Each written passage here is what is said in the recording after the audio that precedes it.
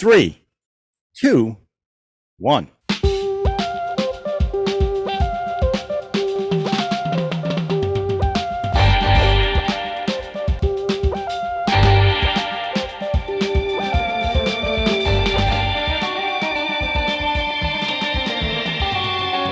Welcome to Indian CIne-MANIACS. What's going on, Maniacs? Hey, Ralph. how's it going? A lot of technical difficulties. I know our fans are clamoring for us to talk about this film, and I'm sorry for all the technical stuff, but here we are. We are up and running, I think.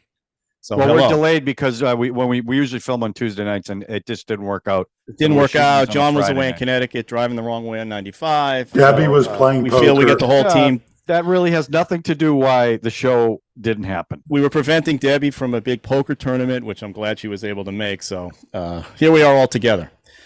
And so we're going to do Ship of Theseus, talk about it, and then we're going to go to the list of our films that our viewers picked the order of, and I think we're on number 4 of 5. 4 of 5, I think. And we'll see that in a minute. I forget what the next film is. And this was a fan-picked film. I think it is. Was that Sean? Sid? No, no. The one we're doing is a fan pick. Sid. Right. This was the wheel. This was Sid. The username Sid picked this one. Okay. Thank you, Sid. It's fantastic. I'm just going to blow the lead. I loved it. It's fantastic. So I'll do a little explanation as best I can. This film is 2012 film directed by Anand Gandhi. And basically, like I said, I said in our Instagram thing, it's really, the title is a philosophical question. Ship of Theseus. I'm sorry. If you remove one plank off the ship of Theseus, is it still the same ship? And it goes on and on and on and on from that. And this was sort of his premise of the film. And after I seeing the film, I went and watched some interviews with him and kind of got his philosophy on what he was doing in this film. And he basically said he set out to make a literary film. So meaning that it's not like a traditional film that has 3 definite acts and it all it's all part of the same narrative. That this thing, he was, as we watch this, this is literally 3 separate sections. Each one has its own story. Obviously, it all connects in some way, which me being the illiterate kind of moviegoer didn't really figure it out till the very end. And it blew me away when I did figure it out at the very end. And it made the film completely satisfying for me. So you have these 3 disparate films. The first one's about a blind photographer. The second one is about a monk who has ethical issues about testing on animals, and he won't take any medication for something that happens in his life. And then the third one is a stockbroker who gets a kidney transplant, and things that wrap around that story. And we can get into the stories and each talk about it. I think you guys will probably have a better perception on this one. I was fascinated by the shooting style. Technically, this was an independent feature. He shot with Canon DSLRs, and the film is gorgeous from a cinematography point of view. Each segment he shot. Don't forget, we have history with this filmmaker. He's behind Tumbad. I did not know that. He's the director of Tumbad? Writer and director, yeah. And that I didn't know that. That's a very visually distinct, striking movie. Oh, it definitely is. It's an entirely different kind of film. Which is also serious examination also of creed in Tumbad. Because I love Tumbad, and I'm just fascinated by this director. So that's great. I did not know that. Thank you, Drew. The other technical thing I want to mention is each segment of the film, all shot in Bombay or Mumbai. I don't know if it was. It's Bombay, Mumbai, since the British aren't in charge anymore. So. Okay, so but he shot it in 3 different seasons. So each segment had its own look, same city but different seasonal look, which gave it one of them was so cold it looked like Scandinavia. It was really a striking difference. Yeah. Okay. So yes, he did shoot some over there too. I assume that he did not want to do like different colors like they did in Traffic. Sonnenberg did in Traffic and things like that. So he used the weather to differentiate the 3 films and give the city a different look. And I thought he succeeded in that because each one had a distinctive look. So we can get into the 3 different films. I'll just say I was fascinated by the first one. Being basically a hobby photographer myself, to realize that there are blind photographers kind of blew me away. And her arc and her story was fascinating. To have the boyfriend there that had to describe the pictures for her, and sort of the arguments they get into when he's telling her this picture looks great, and she's like, it can't look great. I don't understand why you're saying that. And they did this thing where they would print the photo with raised stuff so she could feel the texture of the colors, or black and white or whatever. I just was fascinated by that, and the fact that she had this gadget on the camera that would, I think, tell her the direction she was shooting in, things like that. Also, the color, like orange. Yeah. I was really, I just love that segment. And, I didn't realize there were those things. Yeah, I didn't either. And then the second one about the monk was just an interesting look. It was a little disturbing, as I think John mentioned this to me. The cut to the rabbit testing, or the testing of the stuff on the rabbit. All I could think about was Drew.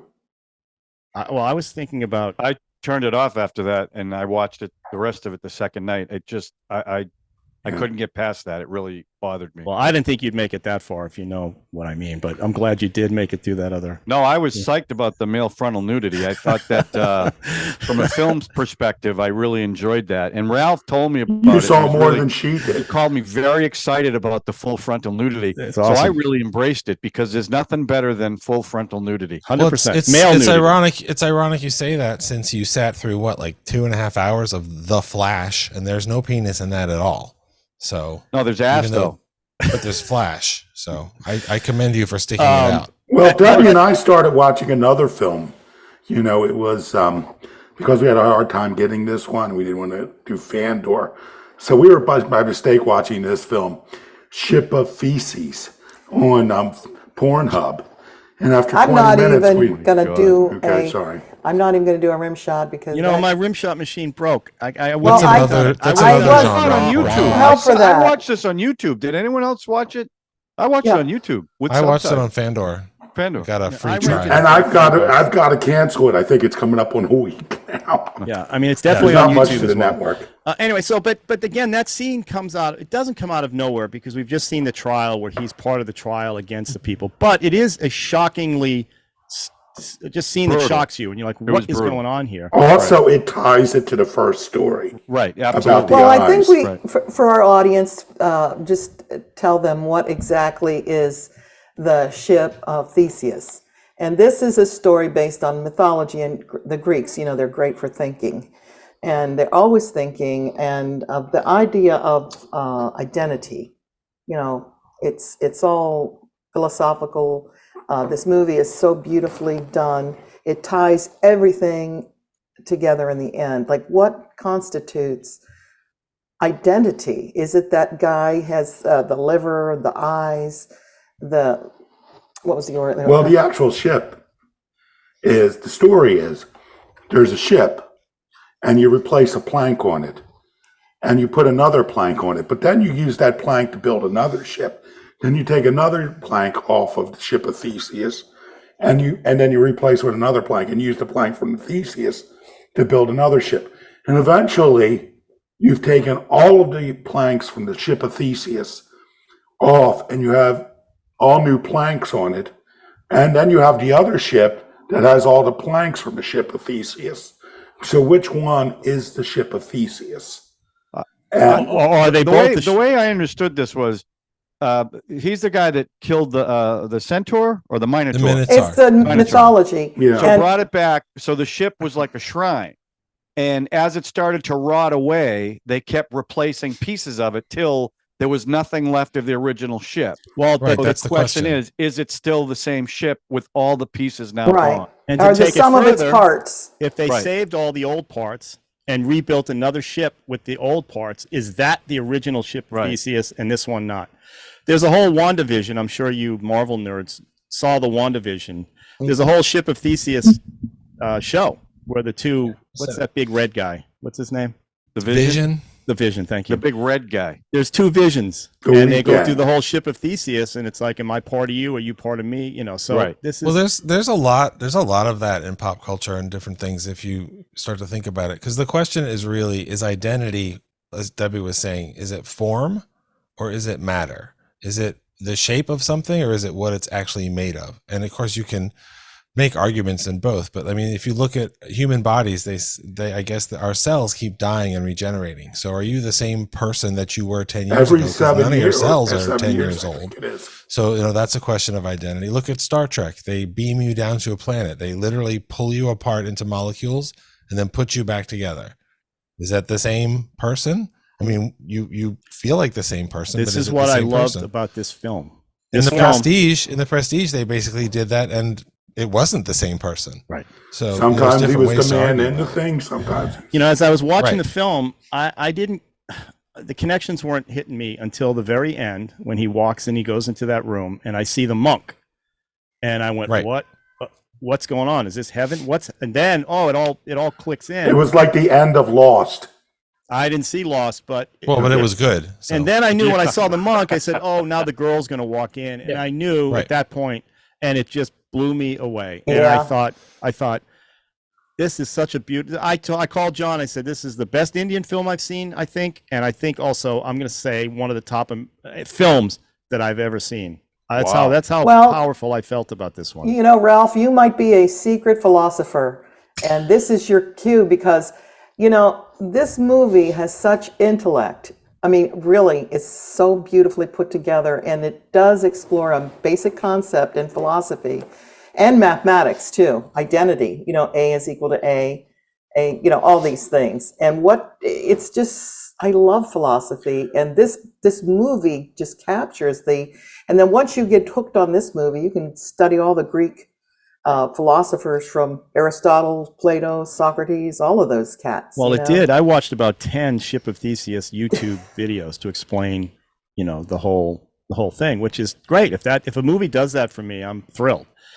And again, it wasn't until the last scene that I really felt the power of the film, and then I couldn't get enough of it. So it was great.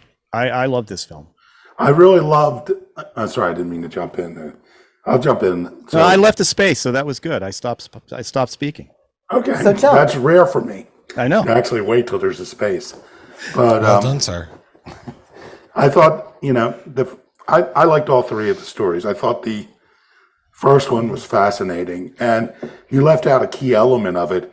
She was taking all these great pictures when she was blind, but once she regained her eyesight, she wasn't satisfied with anything. Right. She was not taking great work, and you even got to ask yourself what a story she is as a blind photographer.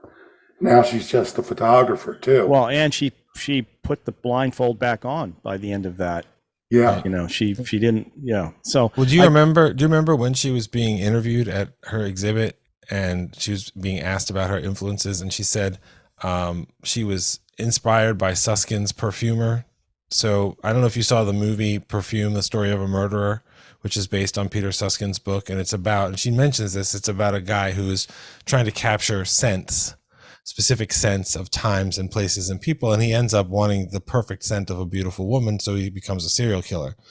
Crazy movie, crazy book, really powerful. But the idea of her making whole things that were new things out of something you can only get a part of, which for her was photography without, full vision. That was really fascinating. This movie is very literate and it was very clever. And I honestly, I'd recommend you see Perfume, the Story of a Murder. It's much naughtier, but I can't wait to see that film. But it's very good. This movie is about the essence of something, and that photographer really had it down.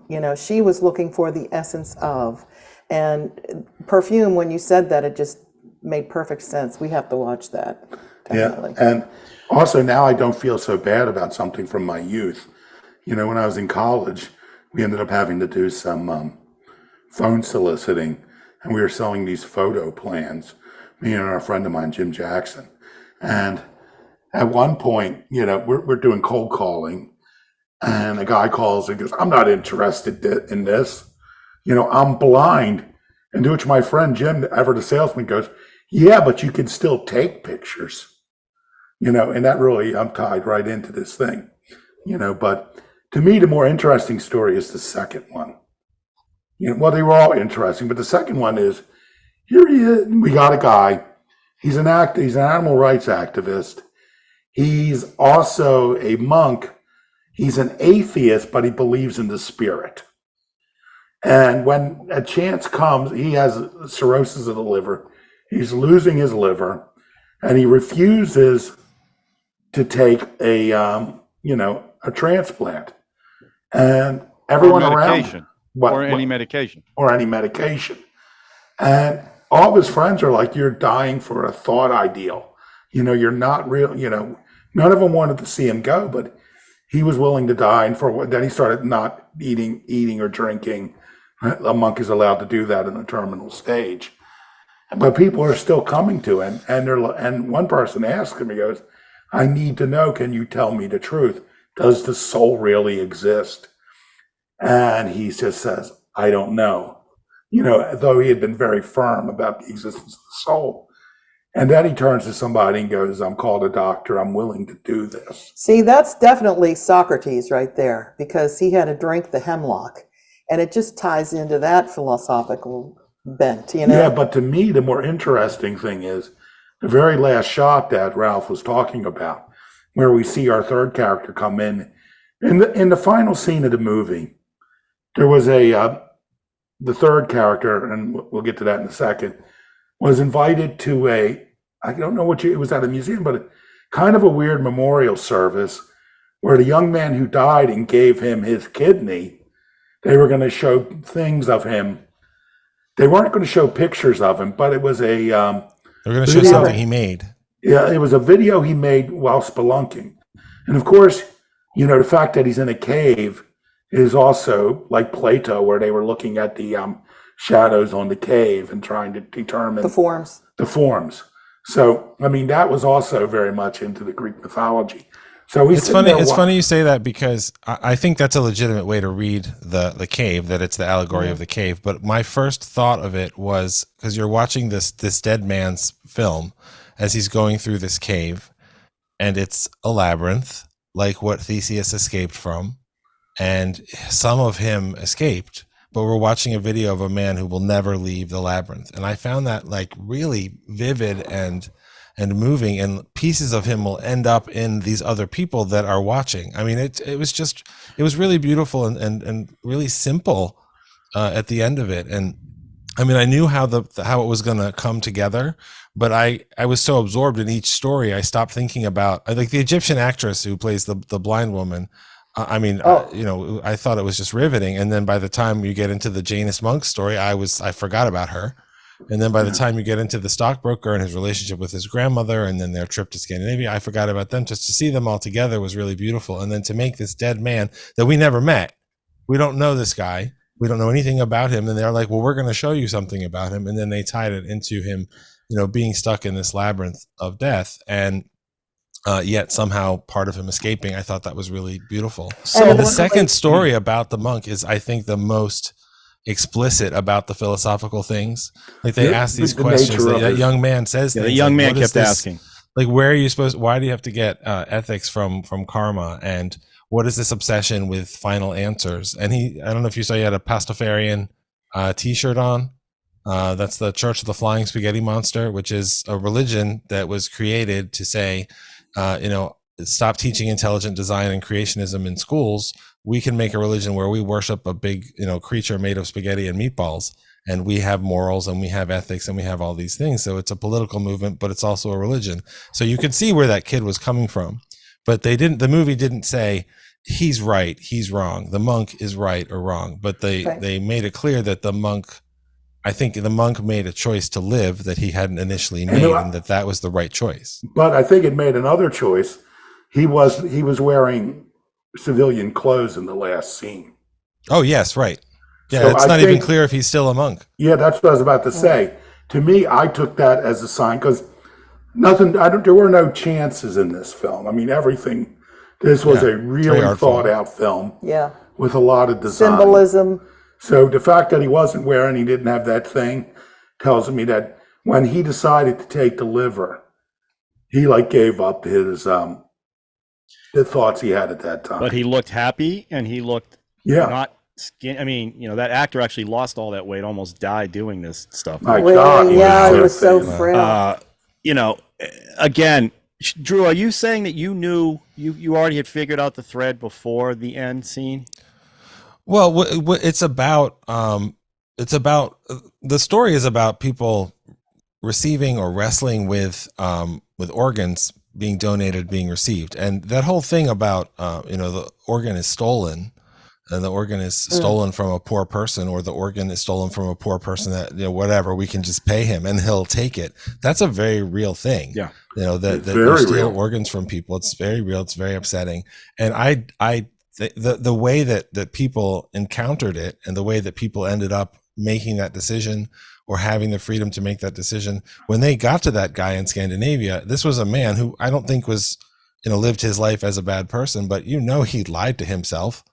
Oh yeah, I paid 50 grand and that some guy gave me his kidney. Like, that's not how it works. You paid 50 grand. Well, wasn't that the end of Andadun, that they were going to take her to Saudi Arabia and sell her organs and all that stuff? Like that's a real thing, and a real horrible thing. And I think a lot of the movie is about ethics and justice as much as it is about identity. And these are three wrinkles on the choices and the consequences. I mean, I'm an organ donor.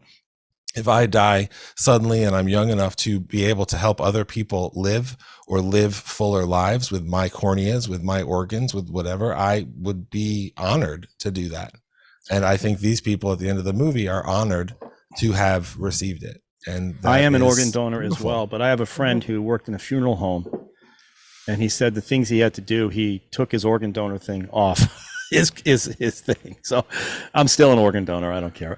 Chris and John, quietly sitting there. What are your thoughts? Chris, start with you. Sure. Well, first off, I really love the look of the film. I think it's terrific. It's gorgeous. I thought each of the three individual kind of vignettes were really great. One of the things I thought that they did from a, filmmaking perspective or a story perspective is, in the second one, and maybe I missed out on it or I didn't quite hear it, was I thought it was really interesting. They do a good job of not tipping their hand about a transplant. Like John mentioned, they talk about medication, taking his medicine and doing all of this. So when he finally says, okay, basically, I don't want to die, they didn't say, okay, we're going to go get you a new liver, right? They didn't really tip their hand there. So by that time, you're I won't say I'd gone ahead and forgotten about the first part of it. I'd kind of forgotten about the idea of, I was more focused on the identity part, that, her identity was as a blind photographer, and that was kind of what made her different. And I'm not going to say special. She was obviously very talented, but you saw the same thing when she could see her own photographs. Suddenly she was completely unsatisfied with them. Whatever intuitiveness that she had about them, she seemed to, at least she felt, she had lost, right? While the second one is about him as a monk, and it's his thoughts and, the way that he lives his life, that's his identity, right? And so the idea is that, maybe her suddenly getting the eyes, the whole Ship of Theseus thing, she's not the same person anymore. She now has a new part, like a literal new part.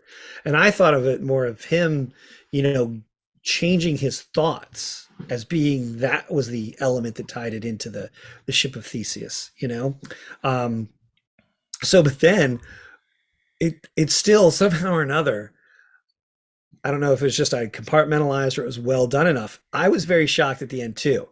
It dawned on me that, this other guy gets a kidney transplant, but it was so focused, not so focused, but it was focused on, the guy's,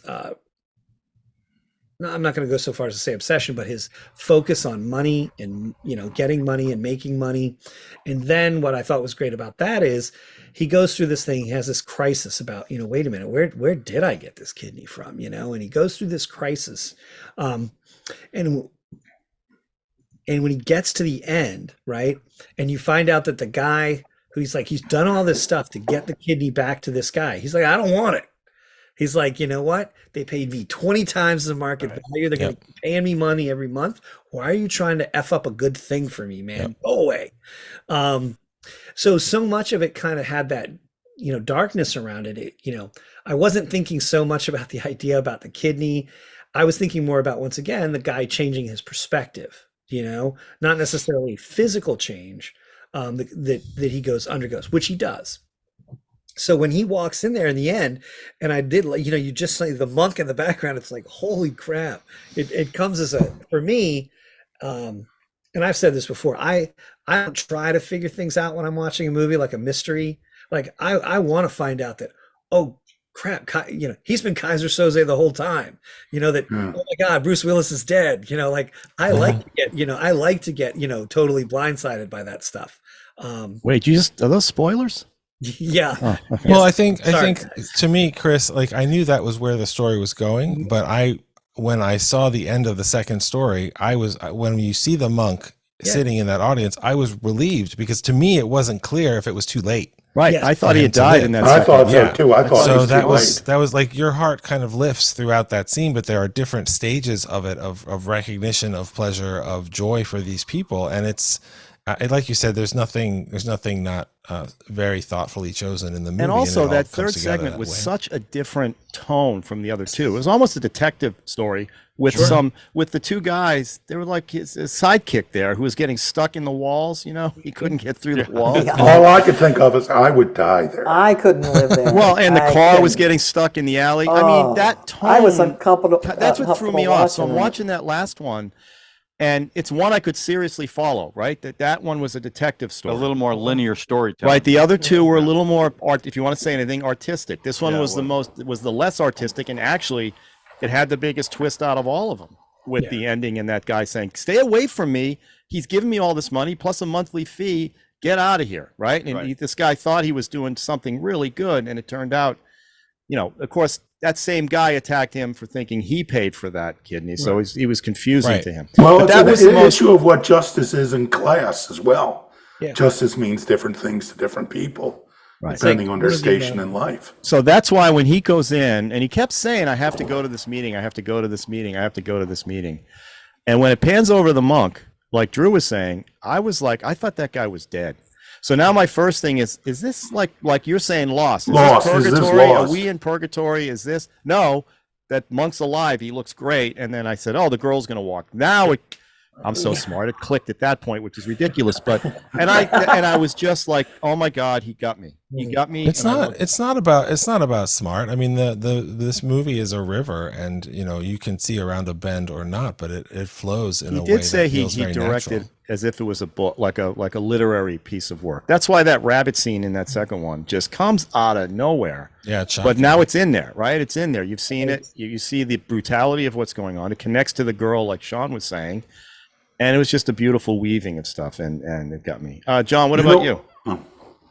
I don't think I'm as enamored with this film as you guys are. There were things about it I'm obviously it was beautiful filmmaking. The cinematography was fantastic. The fact that he shot it with a DSLR.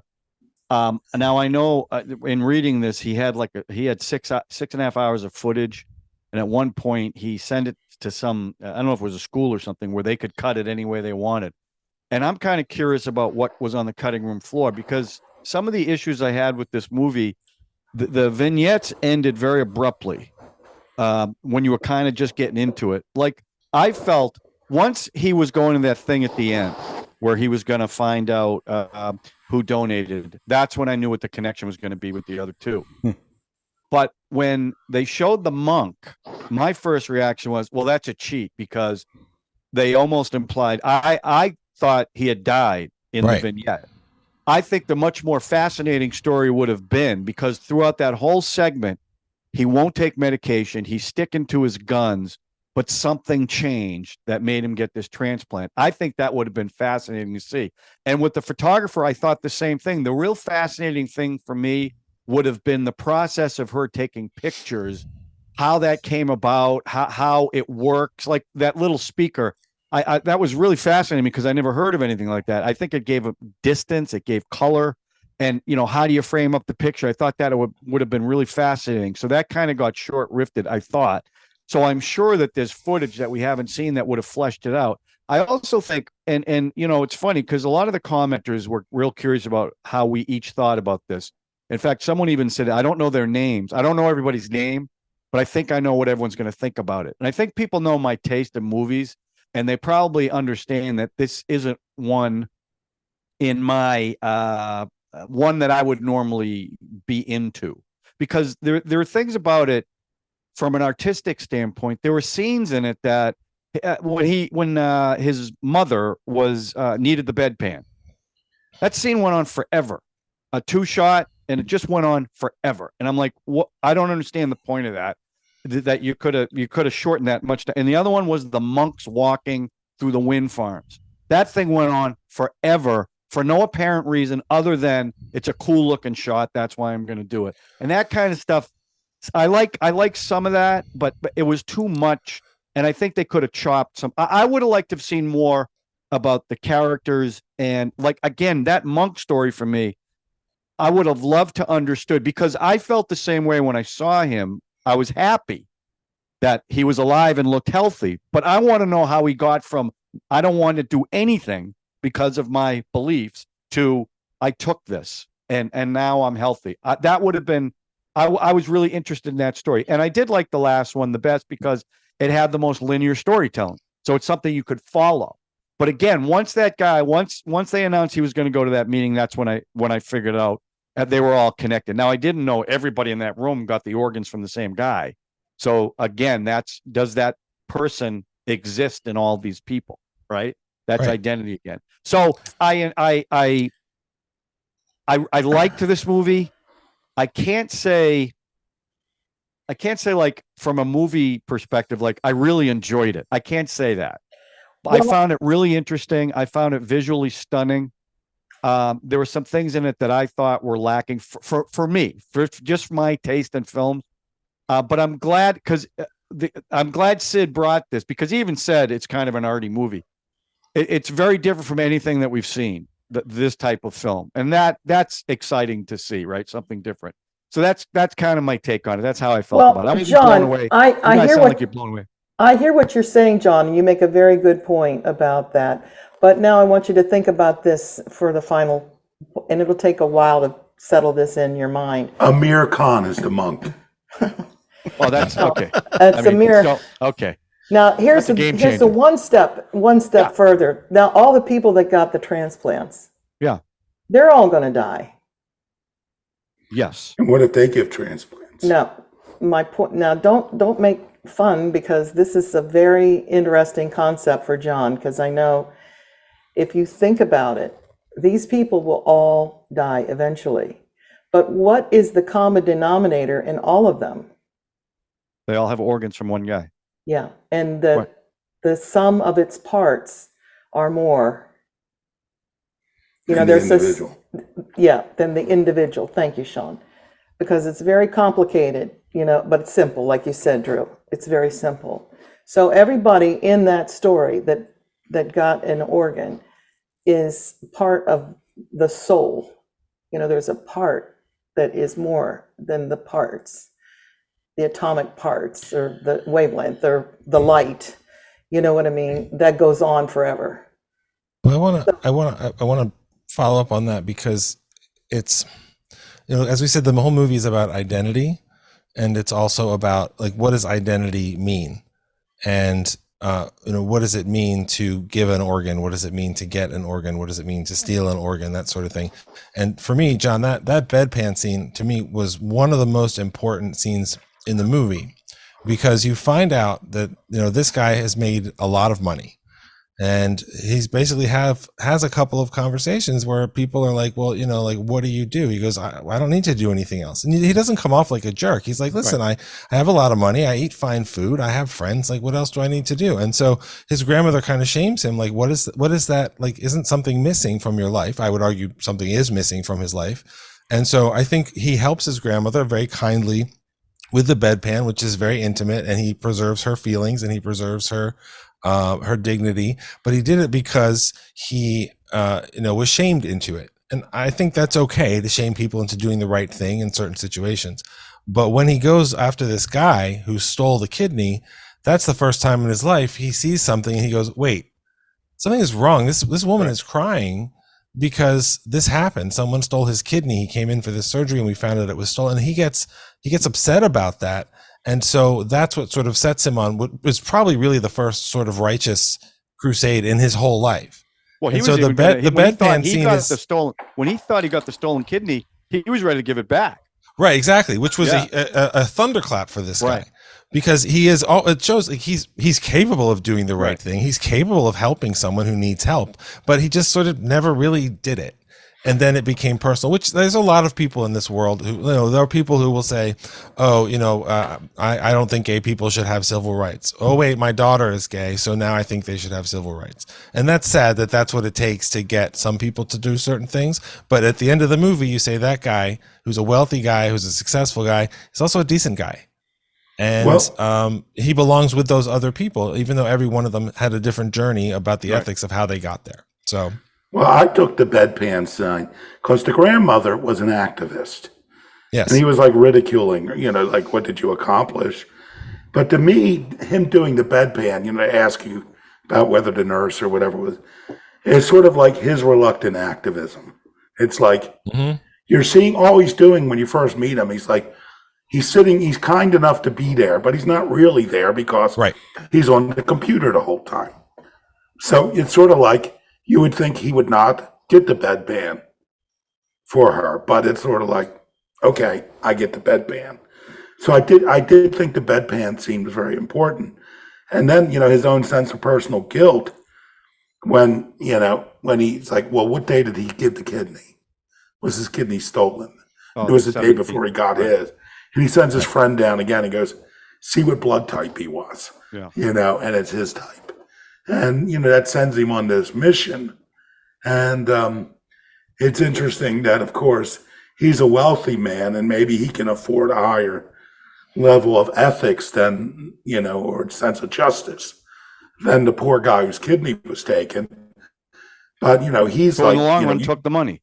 Yeah. Which I understand and never blame him for. Yeah, absolutely. It's perfectly understandable why the poor guy would do that. It's like, he gave me, it was a 220, whatever the thing was, 20,000.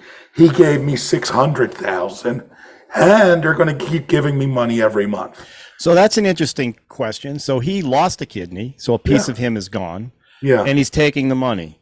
So philosophically, is he a good person or a bad person?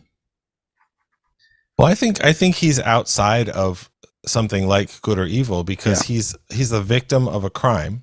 Right. And he is being made whole in a way that works for him. Yeah. And that made that whole, has not to literally, be, but figuratively. But I mean, because he's being compensated, and being compensated is a kind of justice. Yes, it is. And he also had the agency to say, somebody stole my kidney. This is awful. Oh, okay. They want to make it right in this way. I accept. Yeah. And that is his call. Yeah. And I understand why the stockbroker character, is perturbed by that. But sometimes, you can't fight other people's fights. Right. And sometimes you can help people and you can have your own fights. And that there are so many different degrees of activism. Don't take the money. Get your kidney back. Yeah. Right. Exactly. Because he's like, well, that's wrong. And they stole it. You can get what do you want that guy in Scandinavia to do? Right. Like when they left, I was like, Jesus, is this guy going to kill himself? Right. Like that's not the right answer to this story either. And we don't really find out what happened to him other than talk to my lawyer. Right. And I think he lived the rest of his life knowing that this had happened and okay, I'm going to make it right with money. Yeah. Right. And that worked for both of them. So he solved his problem with money. Right. You can't say that transaction didn't work. And that guy, that actor, responding to the initial theft, which is the crime. Right. The Swedish guy, the actor, did a great job. You could see different things going on in his head as he's realizing what's going on, and the guilt and the shame and the, and then, just really well done all around. And like I said, like John was saying, the tone of the third one's a little more linear. And like I said, it had the two guys in there. There were slightly comic relief. That guy, you talk about that scene where he has comic relief, not slightly. Right, There's definitely the blood type. He has to go down the steps a couple of times, right? And he kept getting stuck. Right. Yeah, it was funny. So I don't even want to rate this one with Zuby Doo and the thing. I just think it's. I thought we rate every film, Ralph, no matter what it is. Okay, how many we can do that. I just feel that's just kind of trite for this film. This film to me is big. It was big. It was mind bending, and I just feel like I just highly recommend. And I've recommended this film to any of the people I talk to about what we're doing. Highly recommend this one. So I hope one thing I think is that's really different about this movie, and this is not even remotely a criticism of any of the other movies that we've seen. We've watched a lot of movies now. We've watched over 30 movies. John's watched over 400 movies, and they're Indian movies, and they are very Indian, and they're clearly culturally Indian, and they're also clearly about the connection between India and the rest of the world, whether it's explicitly about like fighting colonialism or English of English, about the the way language separates people, all these things. But this is a movie that's very much an Indian movie, but it also very explicitly connects to Western philosophy and multiple religions and all these different things. And it made me think, I like when movies make me think about things that I can bring my own perspective to. Do you guys know what the Talmud is? Does that sound familiar? Yeah, oh yeah. Okay, so the Talmud, so the Torah is the Bible for Jewish people. So it's what some people would call the Old Testament. And the Talmud is commentary on it. I mean, it's literally like a book, and in the middle of the page is a passage of the Torah, maybe a line, maybe a whole page, and then around it is comments, and then around that is comments about the comments. But what it also is stories. It's not just Rabbi A said this and Rabbi B disagreed. It's also about their lives and fighting the Romans and all this other stuff. And there's one woman in the Talmud named Broria. There's not a lot of women in the Talmud because these two, the Babylonian Talmud, they're written 1,000 years ago. So there's mostly a male story.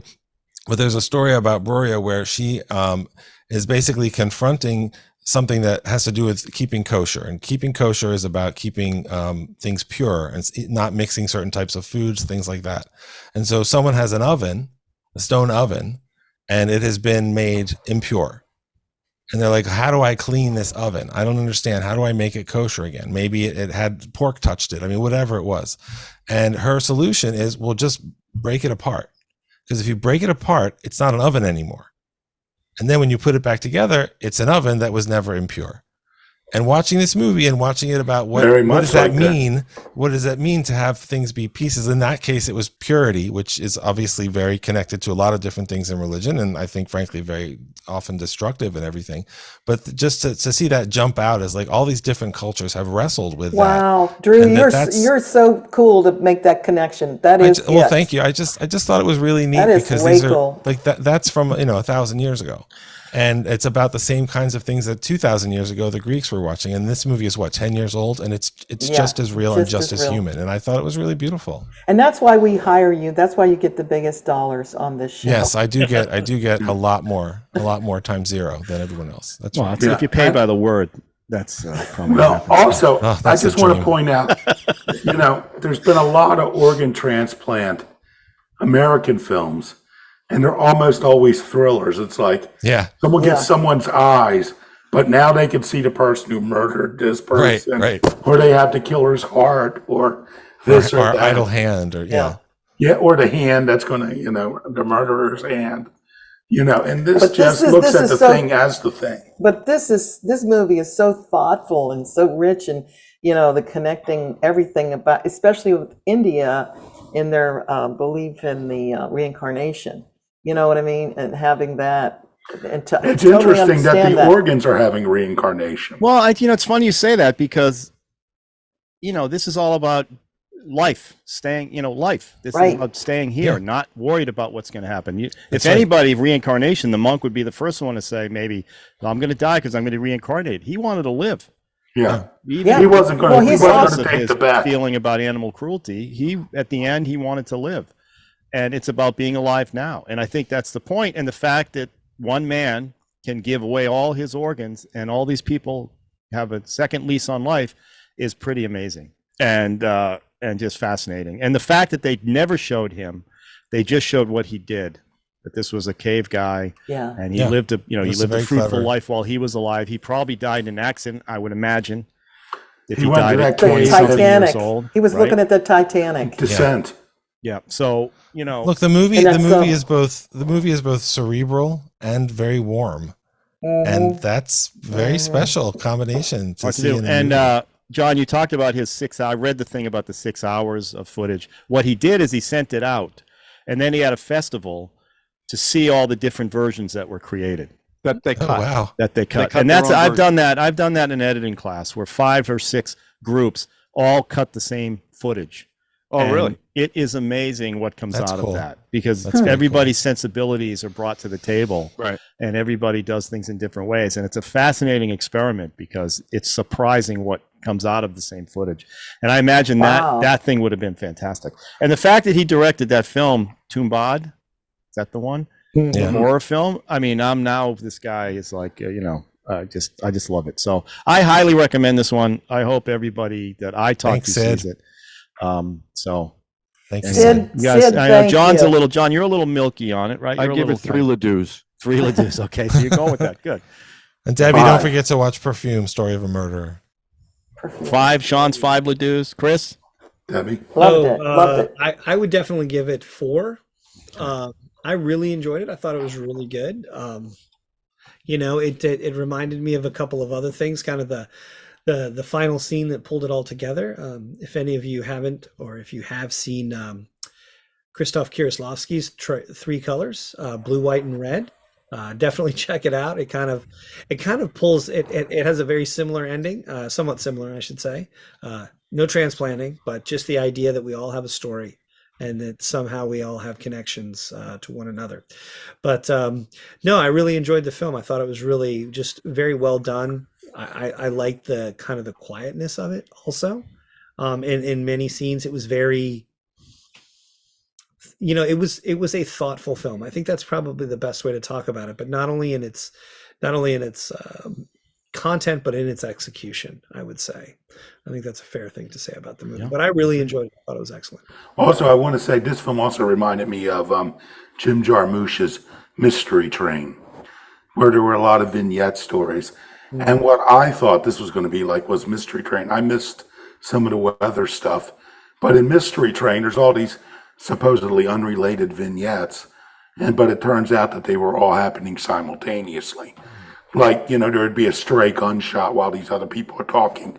And then the next vignette, you'd hear a stray gunshot. The next vignette, you'd see why the gunshot happened. And it sort of ties the stories all together. Yeah, those are fun when that happens. When it's 3, different scenes going on and they all connect. It's Super fun. Deluxe did that, didn't they? And Drew, I assume that Yes, they you did. liked this film.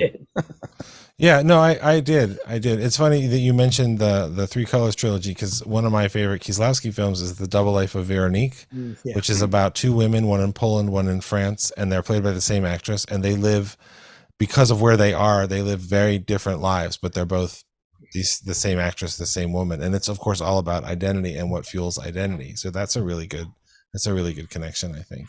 But yeah, I give it 5 Ladus. I like it even more as we've been talking about it. I think it's very interesting, and I want other people that I know to see it and to think about it. I as well. All right, good one, great one, Sid. Thank you very much. Wow, Yes. it was terrific. All right, so now let me go to the screen here. All right, so there's our list. So it's actually we have 3 or 4 on the third one. So Panther. Panchali? Sean, is that yours? Yeah. And That's an old one, right? yeah, Yes. this is I wanted to see an older film, and it's what's the guy, Sanjit Ray? Mm-hmm. Satyajit Ray, yes. Yeah, and I really loved his Apu trilogy, and to me that was Indian cinema, because I saw one other Indian film, because I saw the Apu trilogy as double features. So there was another one of his films, it's probably this one. So, but I don't remember this one. So I did want to see another. I think it'd be kind of cool to see an older film. Great. So, When was it made, Sean? 60s, Okay. Was it 67 or something. Okay. Oh. Cool. Maybe even That'd be earlier. fun. Couple of little notes on this film. It has the score is oh my gosh, now of course I forgot. But no, one little note. Recently Sight and Sound did their 100 greatest movies of all time. Oh yeah. And I think this was maybe one of 2 Indian films on that list. Oh wow. This is 1955, by the way. Oh, okay. That is Yeah. early. It's black and white, Yeah. It was a very good year. or gray, as my granddaughter would say. That was a very good year. All right. So Panther. What's it again? Panther Panchali. Is that how you say it? Charlie? Panchali. Yeah.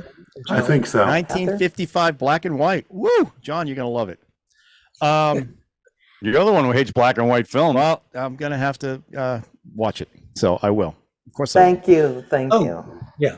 It's got a score by Ravi Shankar as well. Oh, All I right. remember The him. Beatles were heavily influenced. The Ravi Shankar. Okay. Gee. All right. So good one. Great film. And we'll take a look at this one and talk about it We've next week. elevated the show, so this is time to subscribe, hit the notification button, and definitely hit that like. Yeah, that was artsy. That was an artsy film. That was Now, artsy. here's the thing. What Oh. about this? What if they hit the subscribe button on this show and then unsubscribed from another show so that this would show up more frequently?